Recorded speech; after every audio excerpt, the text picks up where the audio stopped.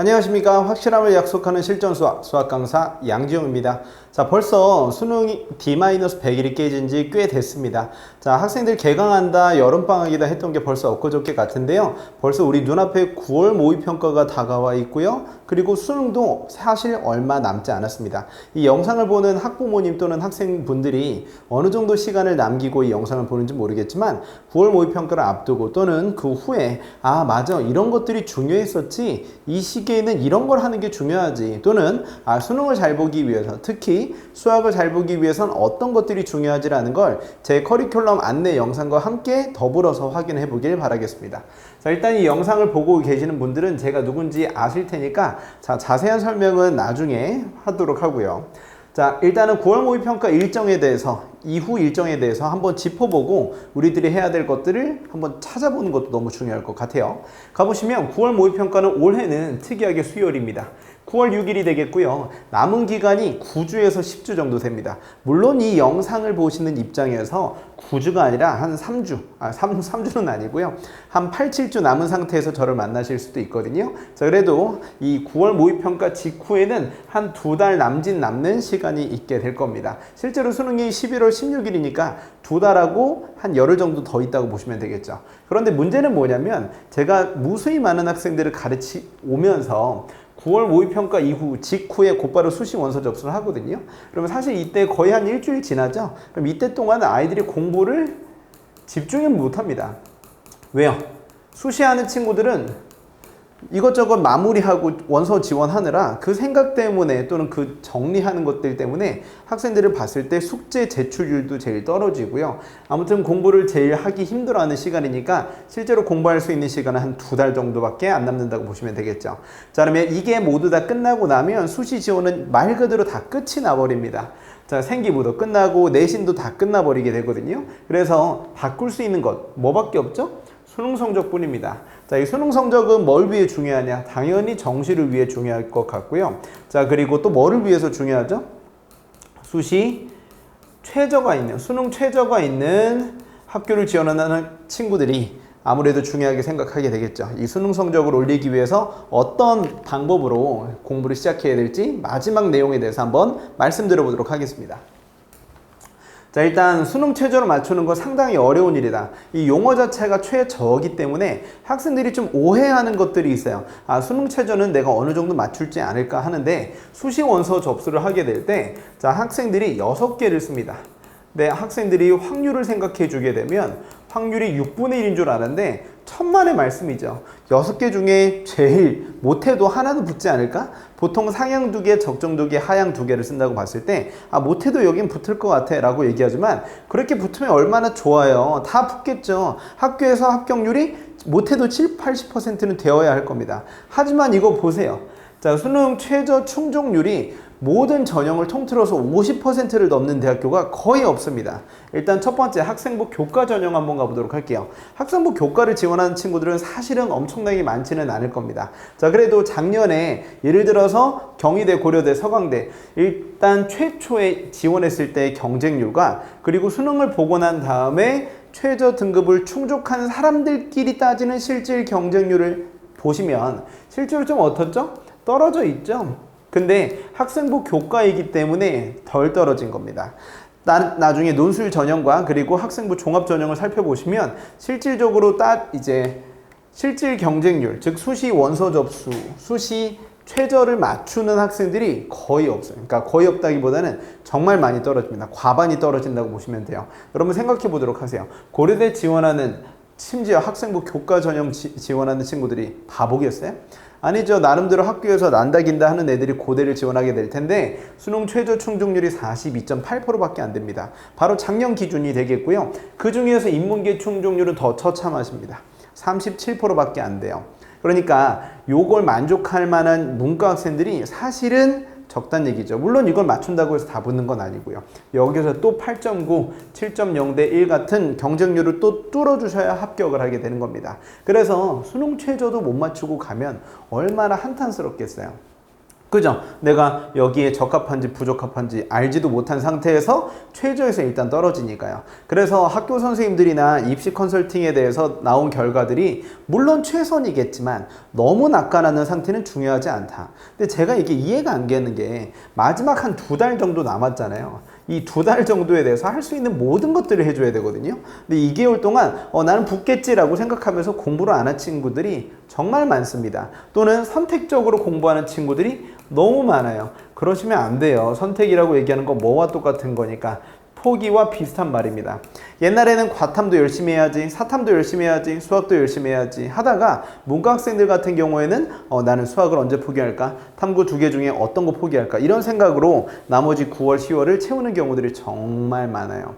그러니까 여러분들이 공부하는 데 있어서 이런 것들을 항상 염두에 두시고 마지막까지 수능 최저를 위해서 또는 정시를 위해서 열심히 공부해 주셔야 된다.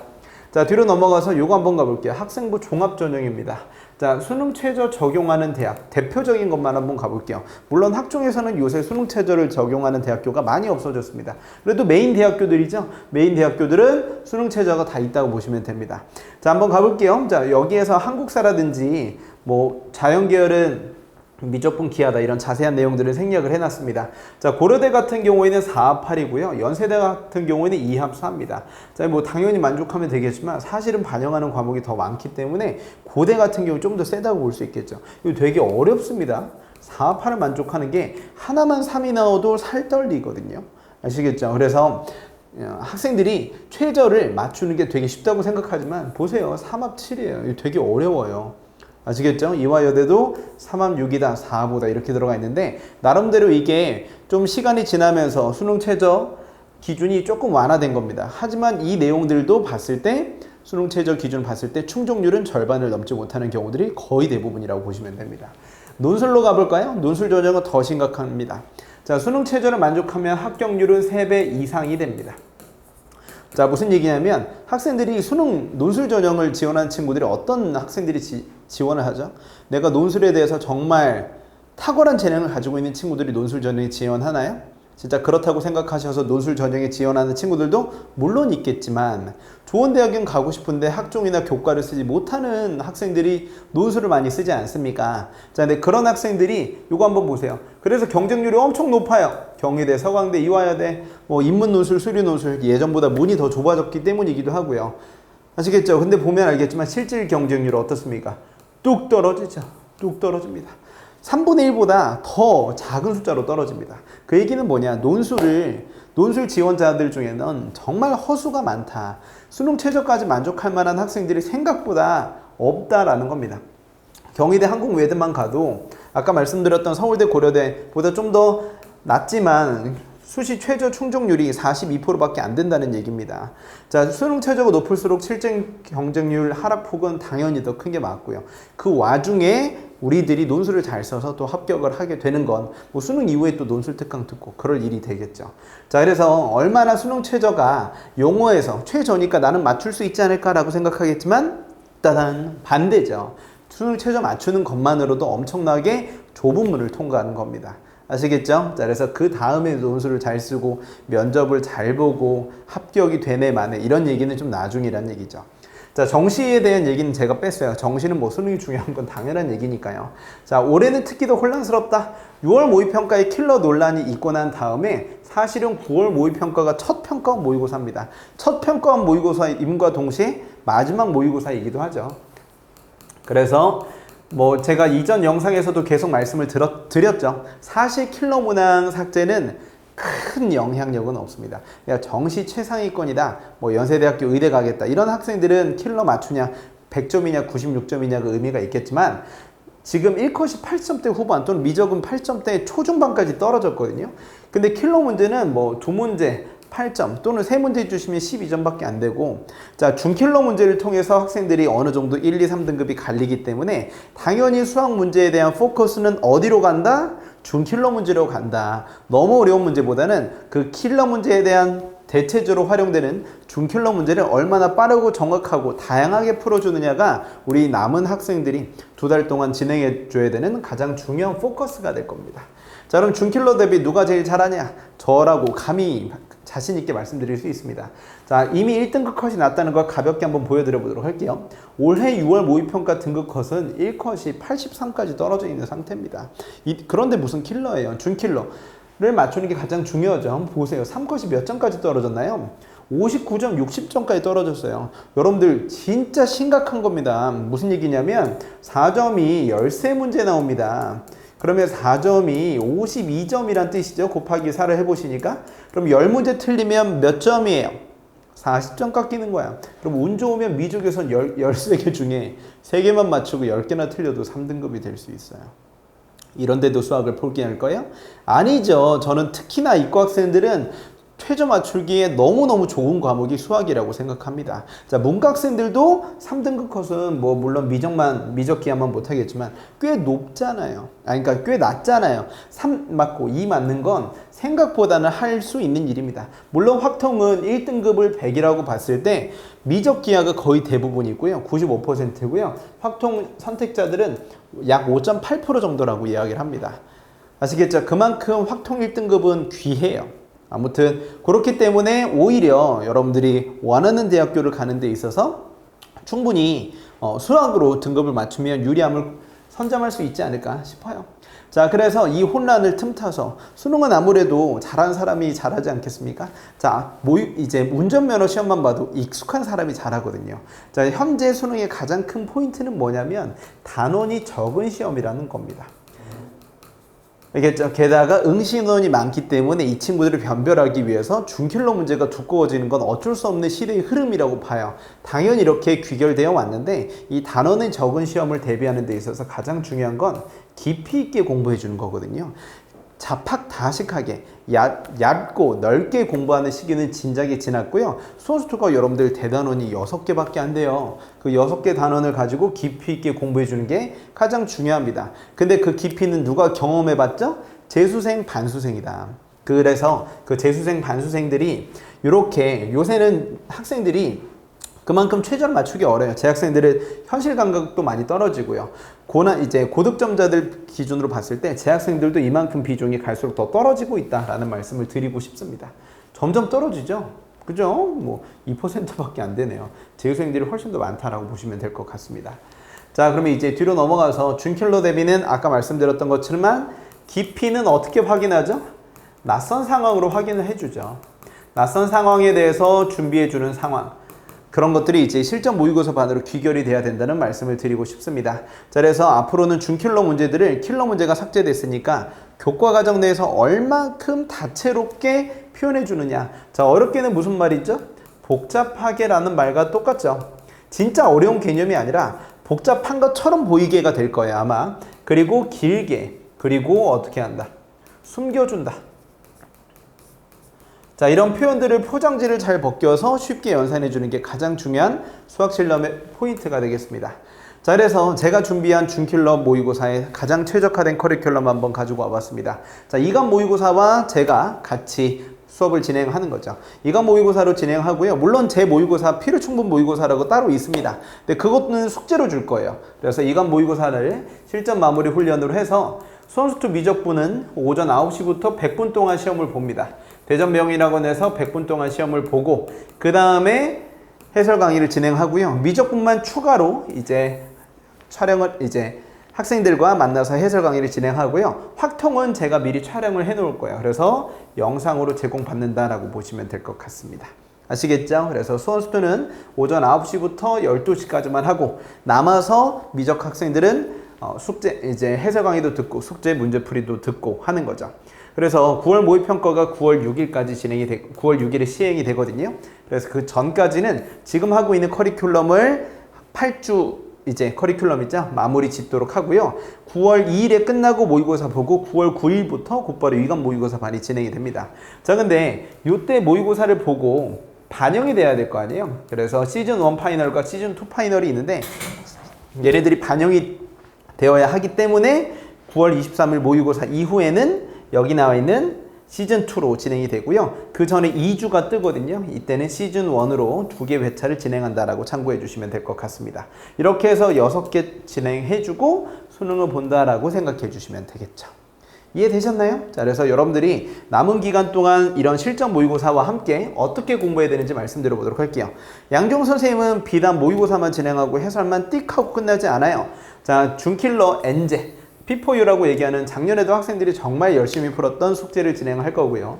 주간 풀지용이라고 얘기하는 것과 제 모의고사죠. 필요충분 모의고사는 격주로 진행을 합니다. 한 주씩 돌아가면서 뭘 한다? 여기 나와 있는 거 있죠. 첨삭을 하고요. 손풀이도 주고 해설 강의도 주고 유사문항 훈련까지 같이 진행한다라고 보시면 될 것 같습니다. 아시겠죠? 그래서 모의고사를 보고 주간 동안 내가 단원별 엔제를 풀고 싶어. 예를 들어서 제가 수열을 못해요. 그러면 내가 모의고사만 풀고 수열 해설 강의만 들으면 해설 강의 듣느라 급급하거든요. 근데 언젠간 맞춰야 될 거 아니에요. 그러기 위해서 유형별, 단원별로 구성되어 있는 엔제를 꾸준히 풀어주는 게 너무 큰 도움이 될 겁니다. 오히려 마지막에 그런 훈련이 진행되지 않고 무지성으로 모의고사만 산발적으로 풀다가 제대로 된 단원별 대응력 없이 수능에 들어가는 경우들도 제가 정말 많이 봤습니다. 자, 그렇기 때문에 여러분들은 그런 내용 없이 모의고사도 잔뜩 풀고 단원별 엔제도 같이 풀어주는 양지용 선생님의 커리큘럼으로 공부해주는 게 진짜 좋겠죠. 그리고 미적 확통에 대해서도 똑같은 컨텐츠가 추가로 진행이 된다라고 참고해 주시면 됩니다. 자, 그렇다면 여러분들 제 수학관리 이전 영상에서도 다 확인해 보시지 않았을까요? 자, 주간풀지용이라고 해서 학생들 문제와 유사문항지 그리고 분석지 손풀이 그리고 해설 영상까지 매주 추가로 제공이 됩니다. 이 영상들을 제가 내년부터는 인강을 하게 될 텐데 내년부터는 무료로 주지는 못할 거예요. 올해는 무료로 학생들에게 계속 추가적인 공부를 시키고 있죠. 정말 반응도 좋고 열심히 공부하고 있습니다. 자, 다양한 풀이 그리고 학생들이 이렇게 저희들에게 첨삭까지 받습니다. 아시겠죠? 그리고 학생들이 막 질문도 해요. 자, 이렇게 풀면은 차수 설정 안 하고도 풀 수 있나요? 그럼 저희들이 다 답변을 해주죠. 이렇게 수학 내적인 의사소통을 진행하면서 학생들에게 조금이나마 괜찮은 풀이 교정을 해주는 게 4점, 8점, 12점을 올리는 최선의 길이라고 저는 믿기 때문에 많은 돈을 투자해서 학생들에게 이런 커리큘럼을 첨삭하는 프로그램을 제공하고 있습니다. 자, 그러면 여기 보시면 이렇게 저희들의 편지도 쓰고요. 학생들이 이렇게 리스트도 작성해서 무엇을 알고 있는지 모르고 있는지 자세히 서술하기도 합니다. 자세한 복습지 이런 것들은 당연한 얘기고요. 자, 대전 명인학원 제 시간표 한번 말씀드려 보도록 할게요. 토요일입니다. 요건 좀 바뀌었는데 요 시간표를 다 합치죠. 제가 다 합쳐서 오전에 모의고사반 이거 원래 기존 커리큘럼이었고요. 9시부터 어디까지? 12시까지고 미적만 몇 시까지다? 1시까지고 확통은 1시 이제 12시에 귀가하고요. 영상으로 보시면 된다라는 겁니다. 무슨 얘기인지 이해되셨죠? 자, 그렇게 해서 학생들이 열심히 공부해주는 시간을 가졌으면 좋겠습니다. 다른 내용은 없고요. 학생들이 이제 작년에 너무 잘했다. 96점 받은 친구도 있고 이 친구는 대전 친구입니다. 그리고 이거 보세요. 미적분 선택자 100분이 100이 나온 학생도 있네요. 여러분들도 내년 이런 성적표를 저에게 보내줘야 되지 않겠습니까? 자, 그리고 잘했어요. 점수 올랐어요. 고대 붙었어요. 서울대 붙었어요. 이런 후기들은 제가 따로 이야기 안 할게요. 너무 많이 했기 때문에. 자, 그래서 여기 번호로 문의를 해주시거나 제 비즈니스 채널을 따로 오픈했습니다. 카카오톡에서 제 이름을 검색하셔서 각종 수강 문의를 해주시면 아까 말씀드렸던 9월 모의평가 이후의 대응법에 대해서 자세히 이야기해 보면서 수강을 해보도록 할게요. 지금도 우리 학생들이 열심히 대전에서 공부하고 있거든요. 자, 이 예쁜 학생들이 그 결과를 온전하게 받아서 좋은 대학교 가는데 제가 조금이나마 도움이 되었으면 좋겠습니다. 자, 마지막으로 이렇게 영상을 찍어서 보내드립니다. 자, 올해 마지막 커리큘럼 영상은 이렇게 끝났고요. 학원에서 학생들과 만나면서 실질적인 점수 향상이 이루어질 수 있도록 저 또한 열심히 최선을 다할 것을 약속드리면서 이쯤에서 영상 마무리하도록 하겠습니다. 문의사항은 아까 말씀드렸던 채널을 통해서 연락 주시면 될 것 같아요. 자, 학원에서 만나도록 하겠습니다. 안녕히 계십시오. 안녕.